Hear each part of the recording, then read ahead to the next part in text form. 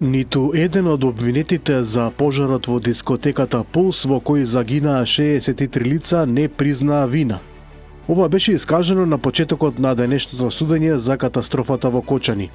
Некои од обвинетите дури побараа да бидат ослободени затоа што не знаат зошто се во судницата.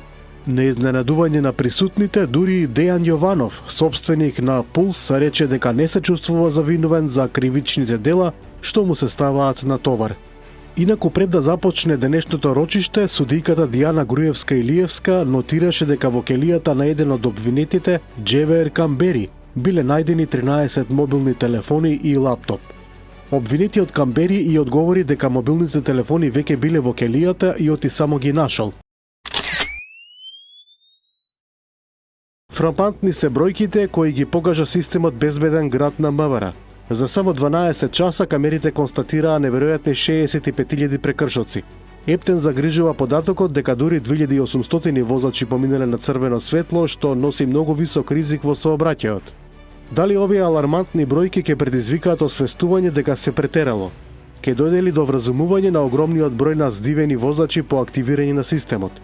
До сегашното контролирање на сообраќајниците, полицајци не успеа во тоа. Во просек дневно се пишува по околу 500 до 600 казни и еве сега се види дека тоа било како мечка да плашиш со речето. Новиот систем е нешто сосема друго, но пред се мора и без казни да се смени однесувањето на сите учесници во сообраќајот. Инаку, ако вака се продолжи, системот ќе прегори за 2 дена, оти ќе не може да постаса да изнапише илјадници казни. Премиерот Христијан Мицкоски ја поддржува примената полицискиот систем Безбеден град. Тој очекува сето тоа да се прошири низ цела Македонија. Некои велат дека ќе донесе политички удар. Јас велам дека сме подготвени да го издржиме тој удар, само да спасиме нечiji живот, изјави Мицкоски. Премиерот потсети дека само во последните 2 недели во главниот град имаше 3 човечки жртви, повредени и загинати пешаци, како резултат на непочитување на сообраќајните правила. Се осврна и на критиките дека системот е премногу ригорозен, укажувајќи дека е подготвен да поднесе политичка одговорност, оти му е јасно дека бројката на жртви и тешки несреќи не остава простор за компромиси. Тој вели сите критики ќе бидат прифатени, но нема да влијаат врз решеноста на владата да продолжи со модернизацијата на системите за безбедност и намалување на ризиците на улиците. Се ближи денот кога ДУИ ќе го одржи својот 5-ти конгрес. Партијата на Али Ахмети на 20 декември ќе треба да ги сумира резултатите од своето делување. Ќе биде ли атмосферата свечена или траорна? А ако се види дека се повеќе се ситни пратеничката група на коалицијата што ја предводи ДУИ, одговорот е јасен. Последен удар зададе пратеникот Илир Демири, кој викендов официјално го извести македонскиот парламент дека ќе продолжи да делува како независен. Тој беше избран од 6-та изборна кога настапи во коалицијата Европски фронт, предводена од ДУИ. Се сеќавате ли кога од ДУИ и СДСМ верглаа дека ВМРО-ДПМН нема коалициски капацитет? Ама сега еве Али Ахмети може да види кој нема коалициски капацитет. Неодамна ги напушти Зиеден Села, а претходно ги откачи Мендух Тачи. Се чини допрва следат откажувањата. ДУИ на Конгресот ќе мора да се одговори зошто никој не сака да соработува со нив. Железничкиот сообраќај во државава од утрово е нормализиран, откако Синдикатот на машиновозачи на Македонија синоќа го прекина штрајкот. Железничкиот сообраќај во државава од утрово е нормализиран, откако Синдикатот на машиновозачи на Македонија синоќа го прекина штрајкот по преговорите со раководството на Македонски железници Транспорт и представници на Министерството за транспорт. Имавме разговори кои вродија со плод, дел од барањата се исполнети. Штрајкот засега ќе се прекине.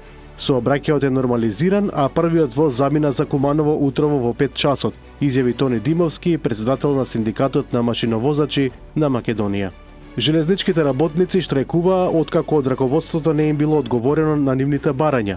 Дел од нив се исплата на прековремени часови, бонус плата за над 150 прековремени часови, покачување на коефициентот за 0,80 поради зголемени животни трошоци. Димовски кажа дека за дел од овие барања постигната е согласност, а за останатите ќе се разговара во следниот период.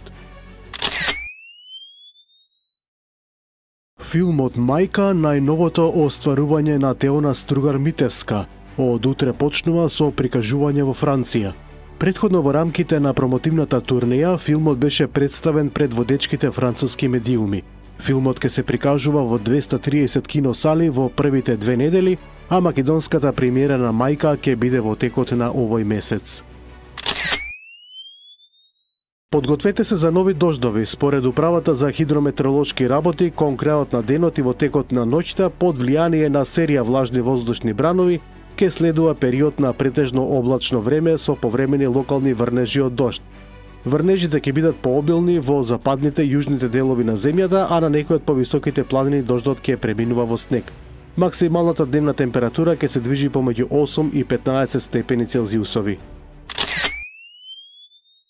Во центарот на Софија синоќа дојде до жестоки судири меѓу дел од демонстрантите и полицијата, откако групи маскирани лица ги нападнаа канцелариите на владеачките партии.